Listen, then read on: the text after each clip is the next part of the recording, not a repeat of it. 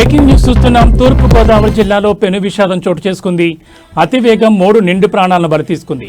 నల్లజర్ల మండలం అనంతపల్లి టోల్గేట్ సమీపంలో జరిగిన ఘోర రోడ్డు ప్రమాదంలో 3 వ్యక్తులు అక్కడికక్కడే ప్రాణాలు కోల్పోయారు. అనంతపల్లి టోల్గేట్ నుంచి 500 మీటర్ల దూరంలో ప్రమాదం జరిగింది. వేగంగా దూసుకొచ్చిన కారు రోడ్డు పక్కన ఉన్న సూచిక బోర్డును బలంగా ఢీకొట్టింది.